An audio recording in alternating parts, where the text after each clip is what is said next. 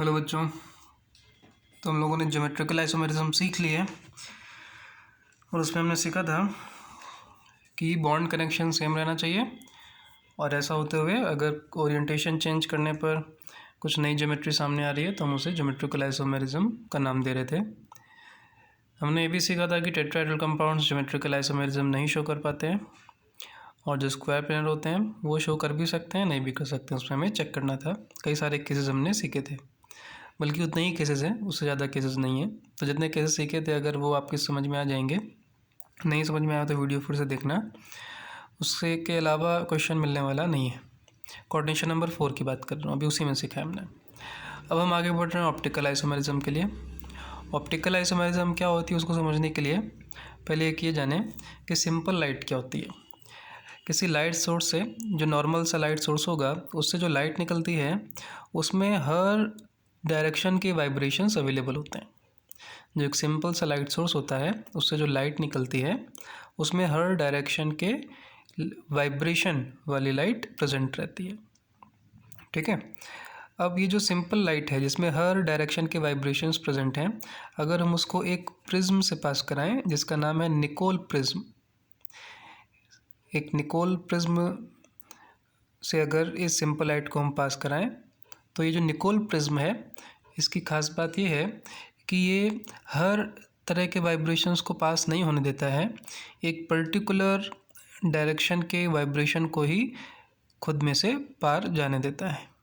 बाकी सबको ये ब्लॉक कर देता है, लेकिन एक पर्टिकुलर डायरेक्शन के ही वाइब्रेशन को ये अपने से निकलने देता है। ऐसे प्रिज्म को हम क्या बुलाते हैं? Nicol prism. इससे जो लाइट निकलती है उसमें सिर्फ वही लाइट रहती है जिसका डायरेक्शन एक पर्टिकुलर डायरेक्शन होता है। देखना यहाँ पर हर तरह का डायरेक्शन वाला वाइब्रेशन था, लेकिन यहाँ पर क्या है, एक पर्टिकुलर डायरेक्शन वाले वाइब्रेशन ही प्रेजेंट हैं। ये जो लाइट है जिसमें सिर्फ एक ही डायरेक्शन के वाइब्रेशंस प्रेजेंट हैं उसको बुलाते हैं प्लेन पोलराइज्ड लाइट। इसको बुलाते हैं प्लेन पोलराइज्ड लाइट। शॉर्ट में क्या बुलाते हैं? PPL। ठीक है। सिंपल लाइट को अगर हम निकोल प्रिज्म से पास कराएं तो हमें एक पर्टिकुलर डायरेक्शन वाली लाइट मिलती है, जैसे हम बुलाते हैं PPL, प्लेन पोलराइज्ड लाइट। अब इस प्लेन पोलराइज्ड लाइट को हम एक ट्यूब से पास कराते हैं जिसका नाम है पोलैरीमीटर,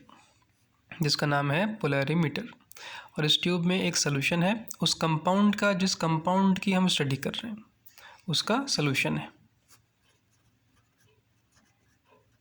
एक कंपाउंड का सोल्यूशन जिस कंपाउंड की हम स्टडी कर रहे हैं। ठीक है।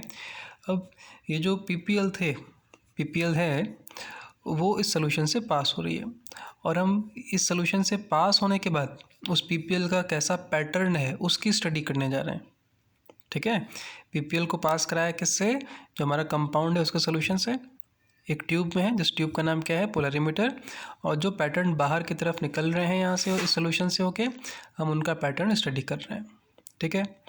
अब जब ये PPL इस सोल्यूशन को पार करके निकलता है तो 3 पॉसिबिलिटीज़ होती हैं। एक पॉसिबिलिटी ये है कि जैसा यहाँ पर इसका डायरेक्शन था एग्जैक्टली वैसा ही डायरेक्शन निकले, कोई भी चेंज हमें ना दिखाई दे। जैसा यहाँ था बिल्कुल एग्जैक्टली वैसा ही बाहर चला गया। देखो जैसे ही जिस डायरेक्शन में ये उस डायरेक्शन में ये। जब ऐसा होता है तो हम बोलते हैं कि जो कंपाउंड था जिसका सोल्यूशन था वो कंपाउंड कैसा था? ऑप्टिकली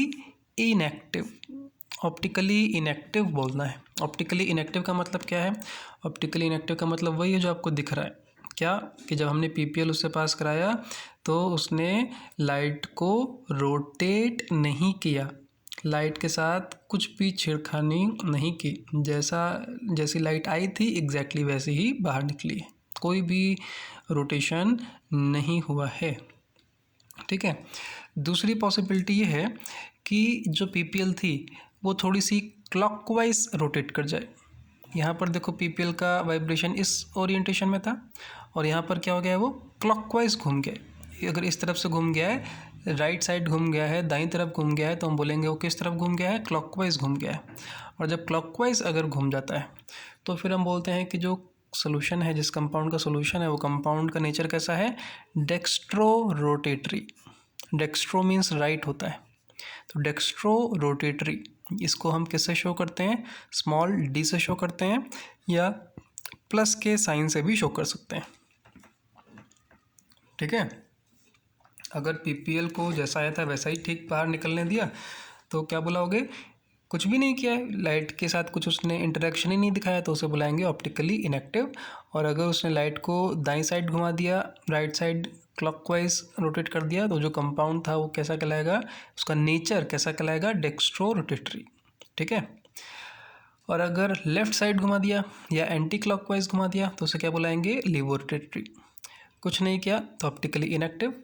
और अगर कुछ किया मतलब क्या किया, या तो क्लॉकवाइज रोटेट करके बाहर निकालेगा या एंटी क्लॉकवाइज, दो ही चीज़ें तो हो सकती हैं। अगर क्लॉकवाइज रोटेट किया तो क्या बुलाएंगे, डेक्स्ट्रो रोटेटरी या स्मॉल डी टाइप या प्लस टाइप सोल्यूशन या कंपाउंड। और अगर लेफ्ट साइड या एंटी क्लॉकवाइज रोटेट किया तो उसे क्या बुलाएंगे, लीवो रोटेटरी या स्मॉल एल टाइप, या फिर और क्या बुलाओगे, माइनस टाइप। ठीक है, ये दोनों ही केस में जब कंपाउंड का सोल्यूशन ने पीपीएल को क्लॉकवाइज या एंटी क्लॉकवाइज रोटेट किया है, ये दोनों ही केस में हम सोल्यूशन को क्या बुलाते हैं, या कंपाउंड को क्या बुलाते हैं, ऑप्टिकली एक्टिव। क्या बुलाएंगे, ऑप्टिकली एक्टिव। और अगर कुछ नहीं किया तो क्या बुला रहे थे, ऑप्टिकली इनएक्टिव। ठीक है, अब देखें हम सीख क्या रहे थे, वैसे हम सीख रहे थे स्टीरियो आइसोमेरिज्म, जिसमें दो तरह के आइसोमेरिज्म है, ज्योमेट्रिकल और ऑप्टिकल। तो दो कंपाउंड एक दूसरे के ऑप्टिकल आइसोमर कब कहलाएंगे, एक दूसरे के ऑप्टिकल आइसोमर कब कहलाएंगे। तो ज्योमेट्रिकल आइसोमर कब कहला रहे थे, जब ज्योमेट्री में डिफरेंस था, कोई एंगल या कोई डिस्टेंस चेंज हो रही थी। तो ऑप्टिकल आइसोमर कब कहलाएंगे, जब पीपीएल के प्रति उनका नेचर डिफरेंट होगा। अगर दो कंपाउंड्स हैं जिनका मॉलिकुलर फॉर्मूला सेम है, बॉन्ड कनेक्शन भी सेम है, बॉन्ड कनेक्शन सेम होना चाहिए ना, तभी तो स्टीरियो में आओगे। अगर बॉन्ड कनेक्शन डिफरेंट हो गया तो स्ट्रक्चरल में हम चले जाएंगे। तो बॉन्ड कनेक्शन सेम होना चाहिए, आइसोमेरिज्म है तो मॉलिकुलर फॉर्मूला सेम होना चाहिए। ठीक है, फ़र्क कहाँ पर हो सकता है, बस ओरिएंटेशन में ही फ़र्क हो सकता है, तभी स्टीरियो आएगी।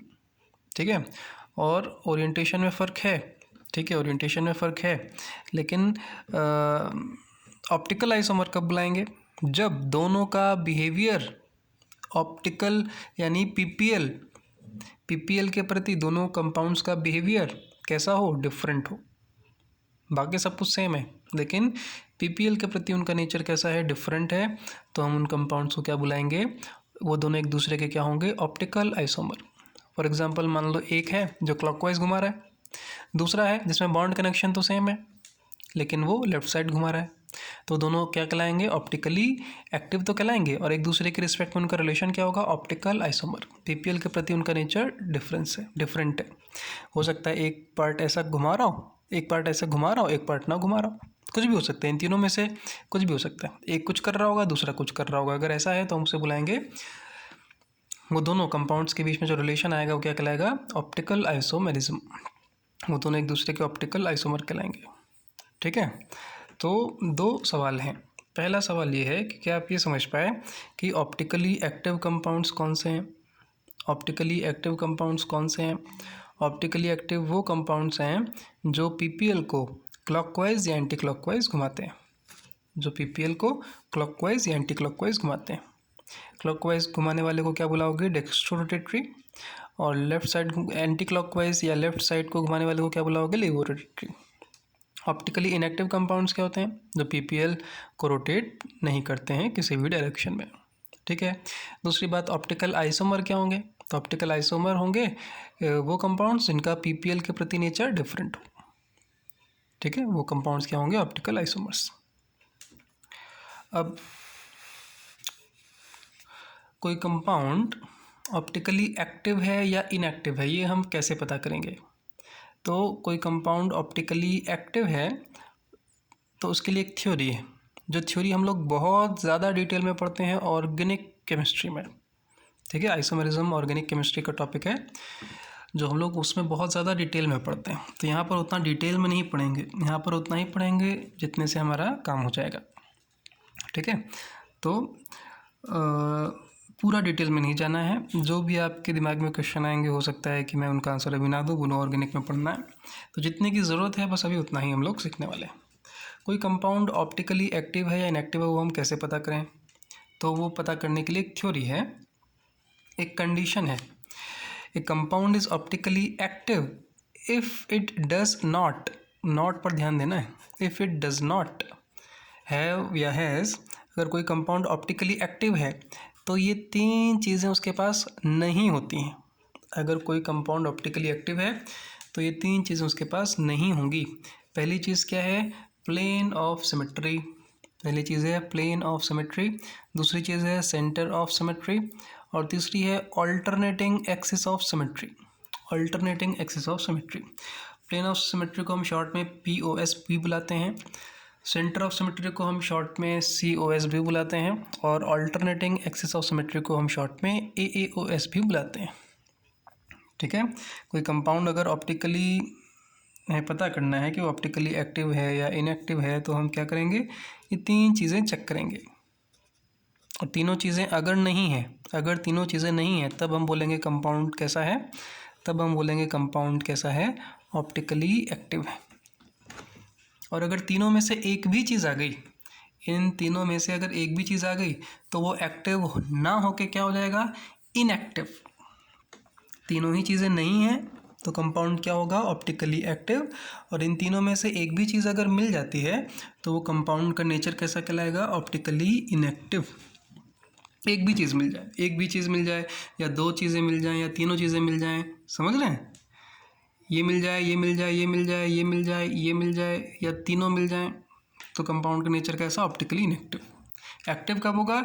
जब तीनों ही गायब हो, ना प्लेन ऑफ सिमेट्री प्रेजेंट हो, ना सेंटर ऑफ सिमेट्री प्रेजेंट हो, ना alternating axis of symmetry present हो। इन तीनों में से कोई भी प्रेजेंट नहीं होना चाहिए, तभी कंपाउंड कहलाएगा optically active. Optically active compound को हम कायरल कंपाउंड भी बुलाते हैं। अगर कोई पूछेगा कायरल कंपाउंड क्या है तो क्या बुला दोगे? Optically active compound. और ऑप्टिकली एक्टिव कंपाउंड क्या है? जो PPL को रोटेट करता है, ठीक है, या तो क्लॉकवाइज या एंटी क्लॉकवाइज। तो कंपाउंड ऑप्टिकली एक्टिव है या इनएक्टिव है वो हम इनकी हेल्प से पता कर सकते हैं। अब अगर एक्टिव है तो 2 टाइप का होगा, एक्टिव है तो 2 टाइप का हो सकता है वो डेक्स्ट्रो रोटेटरी हो, या फिर हो सकता है वो लेवो रोटेटरी हो। अगर क्लॉकवाइज रोटेट कर रहा होगा तो डेक्स्ट्रो रोटेटरी होगा, लेफ्ट साइड रोटेट कर रहा होगा, एंटी क्लॉकवाइज रोटेट कर रहा होगा तो वो लेवो रोटेटरी होगा। ये है या ये है, ये पता लगाने की कोई थ्योरी नहीं है। किसी कंपाउंड का नेचर ऑप्टिकली एक्टिव तो है, उसके लिए ये थ्योरी है, इन तीनों की हेल्प से हम पता कर लेंगे कि ऑप्टिकली एक्टिव है या नहीं। लेकिन अगर एक्टिव आ गया तो एक्टिव तो 2 तरह के हो सकते हैं ना, डेक्स्ट्रो रोटेटरी या लेवो रोटेटरी। उसको पता करने का कोई हमारे पास थ्योरी वाला उपाय नहीं, मतलब हम पेन चला के कुछ फॉर्मूला लगा के हम ये नहीं पता कर सकते कि उसका नेचर डेक्स्ट्रो रोटेटरी है या लेवो रोटेटरी है। तो उसे पता करने के लिए क्या करेंगे? तो वो लैब में जाके एक्सपेरिमेंट ही करना पड़ेगा, PPL पास करानी पड़ेगी, देखना पड़ेगा वाइब्रेशंस कैसे आ रहे हैं, क्लॉकवाइज आ रहे हैं या एंटी क्लॉकवाइज आ रहे हैं। ठीक है, तो 3-4 बातें हमने सीख ली। ऑप्टिकली एक्टिव कंपाउंड क्या है, ऑप्टिकली इनएक्टिव कंपाउंड क्या है, डेक्स्ट्रो रोटेटरी कंपाउंड क्या है, लेवो रोटेटरी कंपाउंड क्या है। कंपाउंड ऑप्टिकली एक्टिव हो उसकी क्या कंडीशन है? POS नहीं होना चाहिए, COS भी नहीं होना चाहिए, AOS भी नहीं होना चाहिए। और अगर ऑप्टिकली एक्टिव नहीं है तो फिर वो क्या हो जाएगा? ऑप्टिकली इनएक्टिव हो जाएगा। ठीक है, अब इस चैप्टर में हमें बस POS की ज़रूरत पड़ने वाली है। जो जैसा भी क्वेश्चन आएगा हमारा आंसर किससे आ जाता है? POS से। तो हम इसको और इसको अभी नहीं पढ़ रहे हैं, इसको और इसको भी नहीं पढ़ रहे हैं। क्या इसको और इसको हम कभी नहीं पढ़ेंगे? बिल्कुल पढ़ेंगे। ऑर्गेनिक केमिस्ट्री में आइसोमेरिज्म चैप्टर में इनको भी हम पढ़ेंगे, लेकिन इस चैप्टर में हमें इनको पढ़ने की ज़रूरत नहीं है, इसलिए भी हम इन दोनों को नहीं पढ़ेंगे।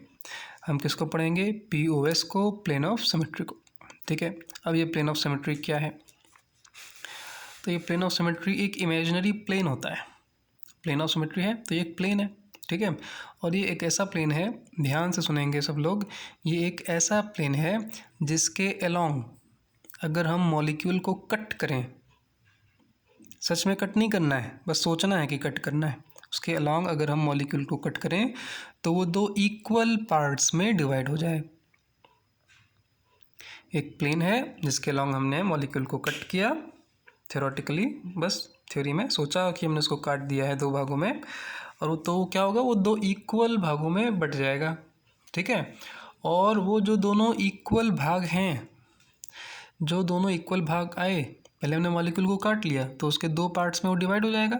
अब वो जो दो पार्ट्स आए वो एक दूसरे की मिरर इमेज हों, वो एक दूसरे के क्या हों, वो एक दूसरे के क्या हों, मिरर इमेज हों। ऐसा लगना चाहिए कि उनके बीच में आपने एक मिरर रख दिया है, एक शीशा रख दिया है, और एक दूसरे के लिए वो किसका काम कर रहे हैं, इमेज का काम कर रहे हैं, एक दूसरे के लिए वो इमेज का काम कर रहे हैं।